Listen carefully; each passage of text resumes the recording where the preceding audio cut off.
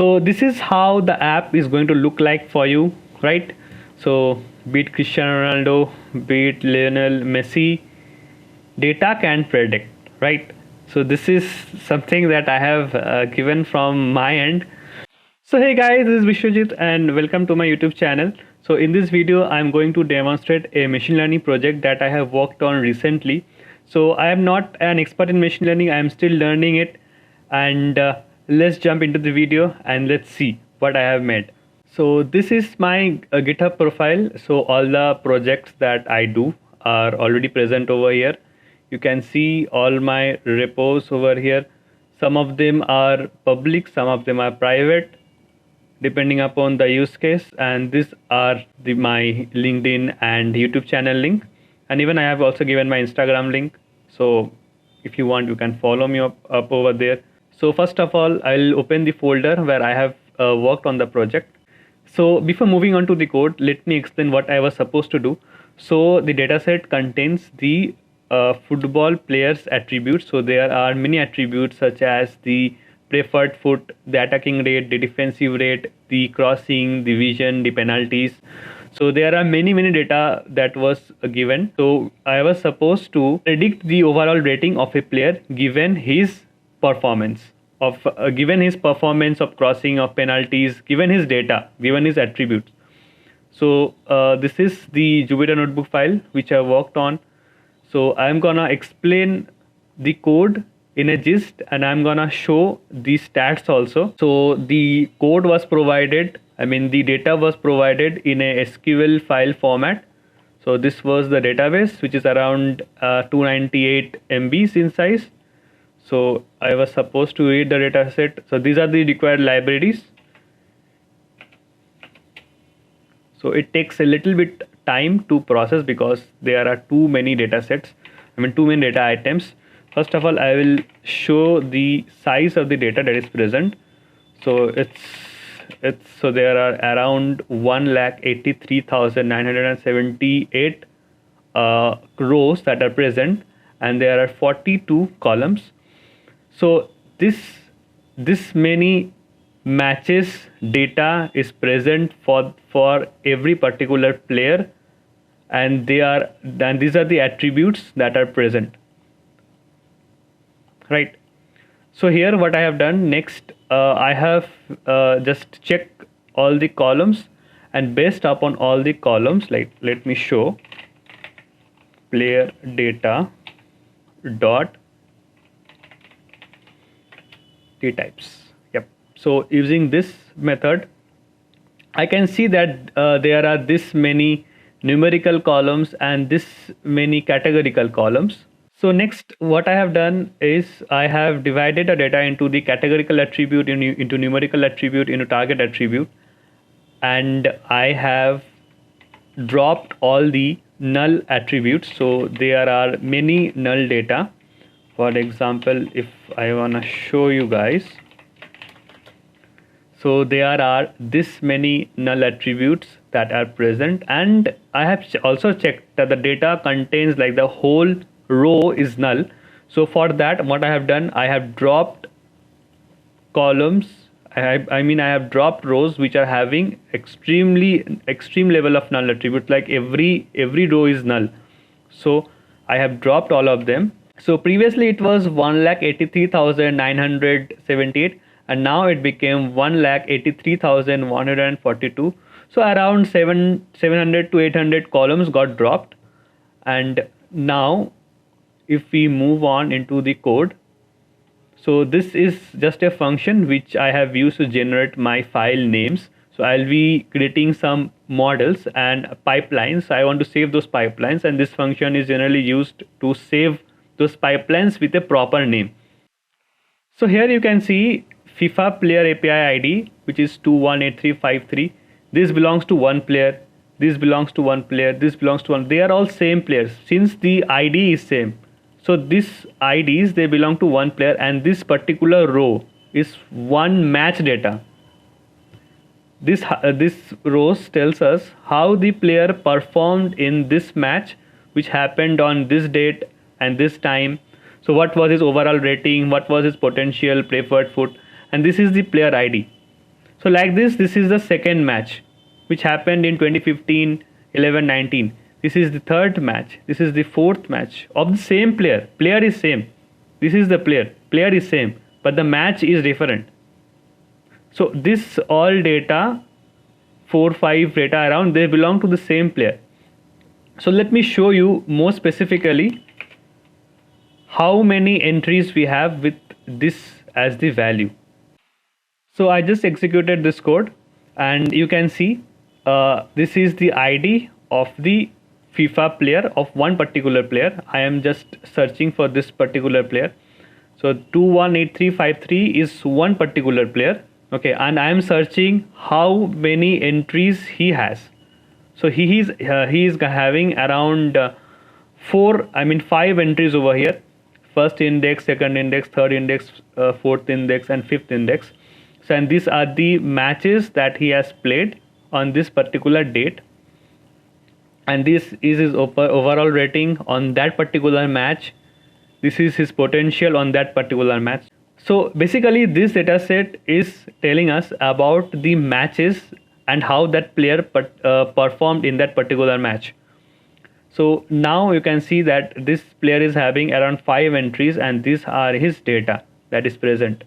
Around 42 columns are there.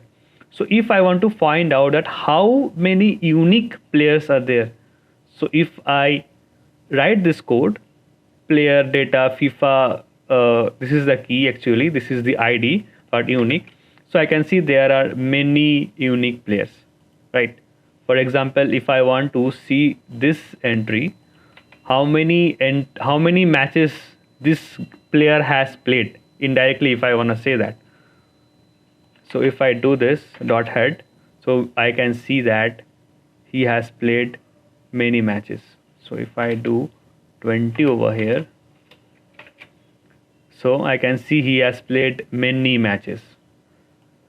This guy has played many matches, and you can see he is a left-footed player, right? He has a attacking rate of high and medium both. So this is how this is what I understood through the data. And now if I want to check that how many unique players are there, so I can do this.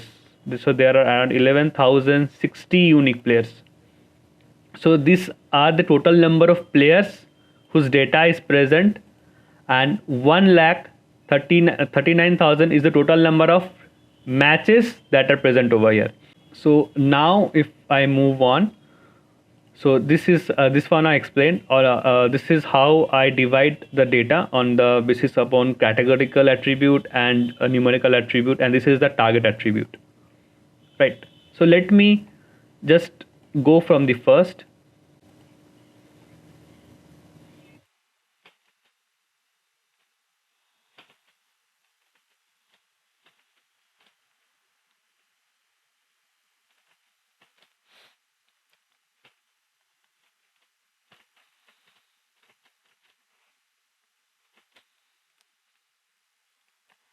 So now I'm supposed to explain this function, this clean and merge. This is actually an initial pre-processing step that I have done. So actually, if you check the data set, as I said that this data set contains the match details, not player details. I mean, it contains the player details, but it contains the player details that the player played in every match, right? So what I did, I actually merged the data.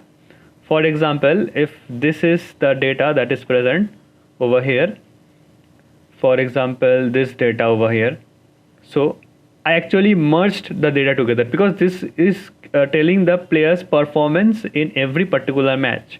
So actually I merged all the data. So I used the mean for all numerical attributes. I used mode for all categorical attributes. So I merged the data, and there are some pre-processing because there are some unknown categories that were present.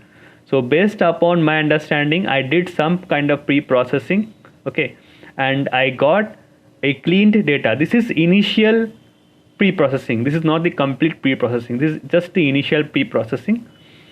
And if we move on, so there are two types of pre-processing that I am doing. So this pre-processing, clean and merge, right? This is my attribute pre-processing, and this next one, clean and merge target, this is the target pre-processing. So there is a target, right? Overall rating is there. This is my target.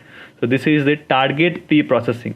Even the target also has it also contains data of every particular match, which we don't require like that. We require one data for one player because we are supposed to predict for one single player. So let's wait until it's execute. Okay. So now, as you can see, this is a pre-processed data. This is actually initial pre-processed data. From the previous data, as you can see, the previous data has this ID, this FIFA player API ID, this player API ID, this date, which we don't require because we are not doing any time series analysis. We don't require dates here, and we don't require IDs over here, too many IDs, because there are 3 columns for IDs. So this is a sort of an initial pre-processed data that you can see. This still contains null values. Okay, this is still not scaled. This is just the initial pre-processing that I have done, and this is the target pre-processing. So now what I have done, I have just checked the data, how the data looks like. So this is the data, and you will be able to find out that there are some null values. There are actually many null values. So I'm checking the shape. The shape changed to 11,060. So there are 11,060 unique players. So now this data completely merged from match data to player data. So this is now player data, complete player data. So now this is the target. So we have one target, right? And this is the player data. So now simply we are first of all we are going for train test split before doing any kind of analysis. Generally, I have not done too many detailed analysis over here. I have only done pre-processing. So if I execute this, I just divide the data into train test. Now this is the time to showcase the pipelines. So these are the pipelines. Let me import the pipeline libraries. So these are the pipelines. So I have around 4 pipelines. So this is a numerical pipeline. So what it does, it takes all the numerical columns and it does imputation. That is, it fills the null values with mean value, and it does scaling on those values. Like I am doing standard scalar. Next, on the categorical data, I am doing imputation. I am using the most frequent strategy, and I am doing one hot encoding after that. So what this full transformer is doing, if my full transformer is connecting my number pipeline and categorical pipeline, right? So my full transformer's job is to call the number pipeline and categorical pipeline respectively with their particular attributes. Like, so these are my numerical columns, these are my categorical columns. So it is passing my numerical columns into the number pipeline, and I am getting the pre-processed data over here. Then it is passing my categorical attribute into the categorical pipeline. I am getting a pre-processed categorical pipeline, and so I am getting a whole data frame, pre-processed, imputed, scaled, one hot encoded data frame. Okay. So and I am doing target pipeline. This is for the target. We have the overall rating. So I have to pre-process that also. So I imputed that, I scaled that, so all are pre-processed. So let me execute this. The main advantage of using pipeline is you don't have to execute manually every time. So for example, this is my data, right? Xtrain is my complete data that I have, right? Because we did splitting over here. Xtrain is my data set. So full transformer, dot fit and transform, Xtrain, and this transformer will be called, and the data will get pre-processed in one step. Let me show you. So this data Xtrain got pre-processed in just a single step, and it's done. And not only that, if you want to do any kind of custom pre-processing, you can do that using classes. That's it. So here we have something known as the target pipeline. Even we have to scale the target pipeline, right? We have the target, right? The overall rating is our target, the overall player rating. So I am doing I'm pre-processing that target pipeline also. So we have the fully transformed data and we have the fully transformed target. So that this job is done. So I am importing job leave and OS. I have to save the pre-processed pipeline. So now what I am doing over here, I am saving the pre-processed pipeline. So these pipelines are present, right? I am saving them as a pickle file. So I am saving my pipelines over here so that I can use these pipelines for my deployment. So as soon as I press enter, it is going to generate my file with dates, current date and current time. So for example, if I go into my pipeline folder, so you can see it created these 4 files: custom attribute, full transformer, merge target outline, and target pipeline. So let me explain all of these 4 pipelines. Custom attribute pipeline, custom attribute this is the one, this is the class that I showcased you over here. Let me open this. So this is the class. I'm saving this class in the form of an object over here.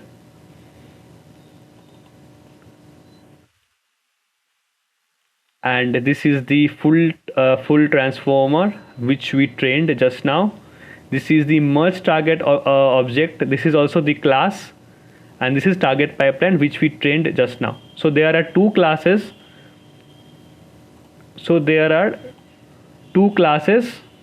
Okay, and there are 2 pipelines. There are 4, but we need to save only 2 of them. These 2. That's it. The remaining pipelines will get automatically saved. So we have the pipeline saved. This is a little bit complicated if you don't know like how to use this pickle file in the deployment. So now I'm currently checking the shape of my data, which is around 8,848. The reason being we have already done splitting. So this is my training data. Now if I go for the shape of my target, this is my target shape, 8848,1. Okay, now what I have done, cross validation score, very simple. I generally don't go directly with the training. I generally use cross validation and I check the accuracy of each and every model and the time that it takes. So here time, percent time, it will give us the time, linear regression and cross validation. I am doing n jobs as -1, so I am using multi threading. Okay, so if I do this, so I'm getting an 2.68 seconds as the execution time, and this is the cross validation accuracy. So I have used 10 cross validation sets. So and this is the accuracy I am getting on those 10 sets. So this is not good actually. 87%. This is actually very less. So now decision tree, it is giving me 89, 88, 85, 85, 87, 87. This is also not good. Let me go with the SVM. Okay, so we are getting it took around 14.5 seconds, so we are getting 97%, 97% in most of the cases. If we go with a little bit more complex algorithms such as the XGBoost, yeah, it is giving me a 96, 96, 90, 94, 95, 95, 95. So here I can see that SVM is performing much better than remaining algorithms. So these are machine learning algorithms, not deep learning algorithms. Okay, so now what I am supposed to do, I am supposed to transform my test data. Okay, because I have to do prediction also, right? So I transform my test data. So this is my test data that is present. Now this is just a simple dictionary that I am using. to save the model and its particular error. So now I have still trained linear regression, my decision trees, SVMs, and let me execute all of this.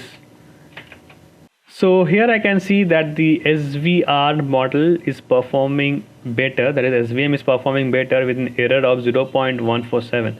So let's come to the SVM regressor. Yeah, this much.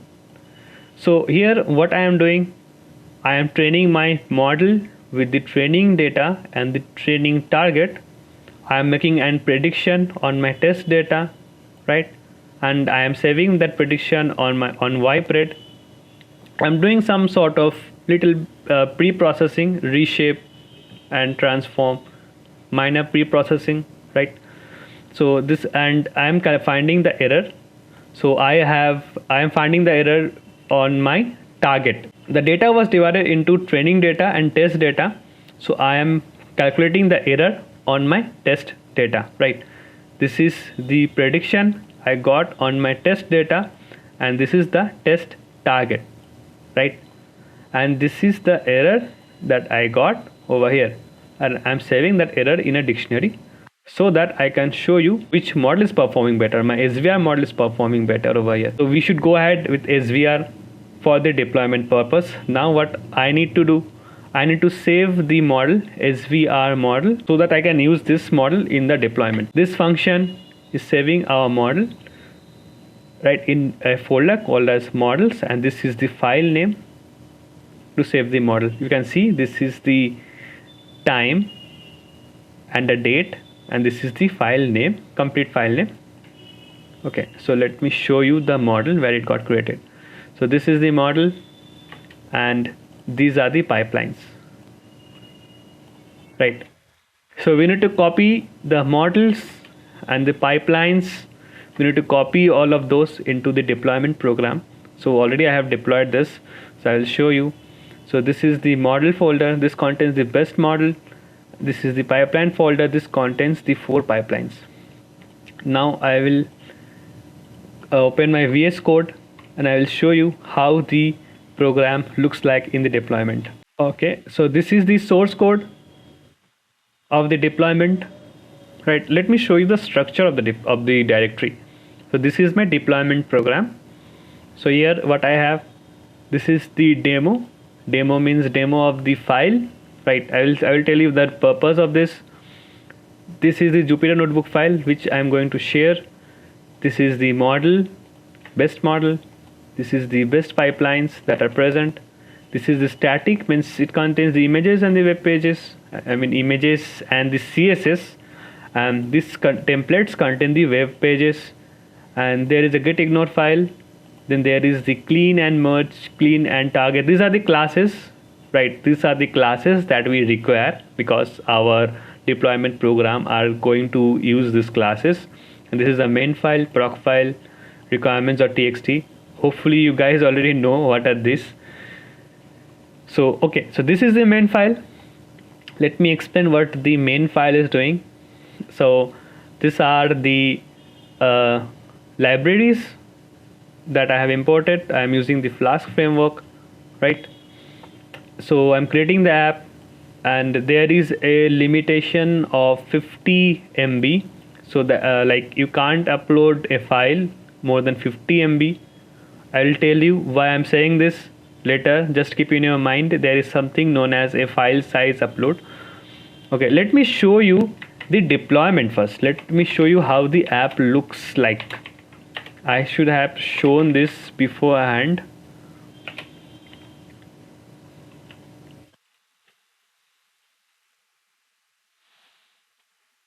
So this is how the app is going to look like for you, right?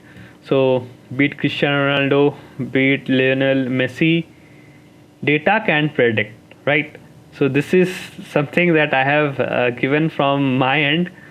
So this is actually a carousel, it changes.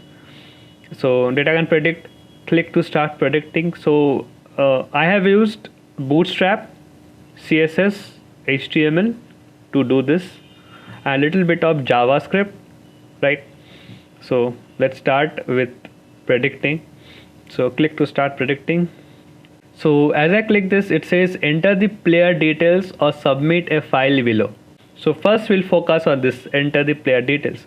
So all of the attributes that the player has are given over here. So there are many attributes. So you can change this, right? I have given this bar kind of a thing. So you can change this. These are called as sliders. So you can change this, right? And you can change the value. So I have set a value of 50 everywhere, but you can change this based upon what kind of player you want to be predicted, like what should be his overall score based upon his attributes. So if you give more, hopefully his overall score is going to get high. Now a preferred foot, attacking work rate, let me give right, let me give medium, defensive is medium. So if I predict,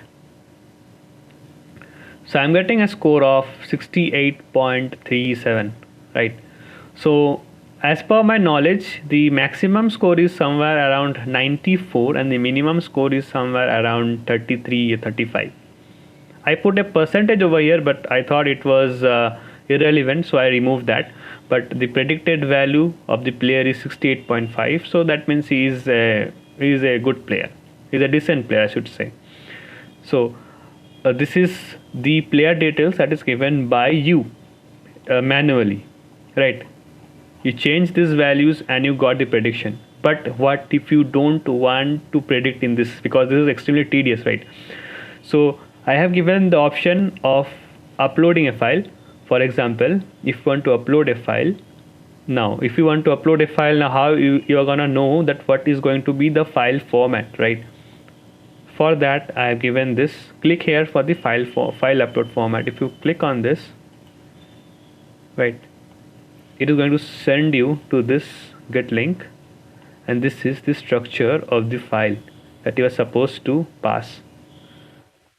This is the file structure, right? So you have to send this many columns, this many columns you have to send with this as the names, column names, right? So if I choose a file, I already have a file saved over here, test.csv.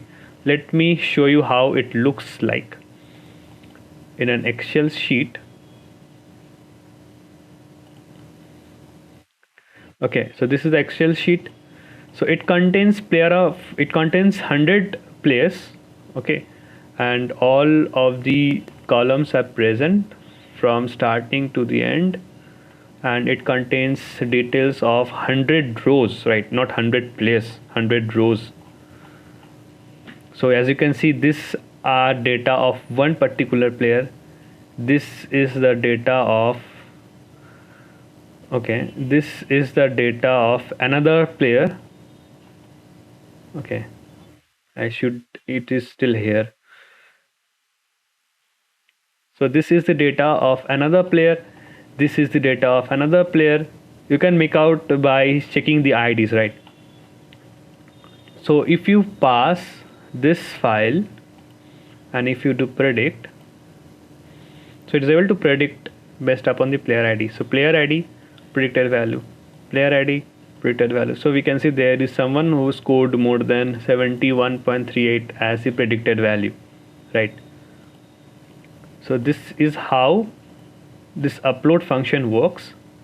Now if, for example, if I choose a file, for example, let me go in my downloads, and if I choose a file that is extremely huge in size, for example, there is some unknown file, Plex master, I don't know, it has around 411 MB. So if I go on upload this file, if I do predict,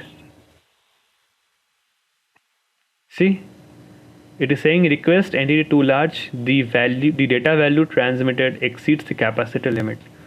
What this is trying to say is you cannot upload files more than a specified size, and the size that I have specified is 50 MB over here. So you cannot upload files more than 50 MB in size, right? So this is why this attribute is there, and I will explain this code overall. This is nothing but this is controlling the home page navigation. This is controlling the second page navigation, which is this. This is the home page navigation, right? When I do start to predict, this is the second page navigation. So these are controlled by this methods, and the rest of all pre-processing is done by this particular method. So let me first come over here, predict method, what this method is doing. So these are the data that is provided, right? So this method is capturing all the data that you provide using the slider, right? And it is converting the data into a data frame, and it is sending the data to a function known as transform and preprocess. Here your data is coming over here, transform and process data. First of all, let me go line by line. So if your data has null values, if your data has too many null values, it is going to simply drop those particular rows. Now it is finding out the unique players, and it is doing the initial pre-processing that we are supposed to do. So if there is any kind of garbage value or columns which I don't understand, so it is simply going to do some kind of processing. I don't want to go into much detail, right? So after the data is initially pre-processed, now it is being given to the transformer, right? The training transformer, right? The transformer which is responsible for imputation and scaling. We are passing the initial pre-processed data into our transformer, and we are getting the transform data. Now we have the transform data. Now we are passing the transform data into our model. So we are loading the model, right? We already have the model as a pickle file. We already have the model. We have already the transformers in the pickle file. So we are loading those, right? We are loading our model, and we are passing the transform data, and the model is predicting on the data. So we have the prediction with us in the predicted value, right? So there is another attribute known as the target transformer. So we have the predicted value. Now the predicted value is a scaled value. It can be positive, it can be negative. This is a standardized value, but we can't understand standardized value properly. So what I am doing, I am loading my target transformer, right? So here my target transformer is there. I am doing an inverse transform. There is an inverse transform function. So I'll get my predicted value. I am going to do an inverse transform on the data, right?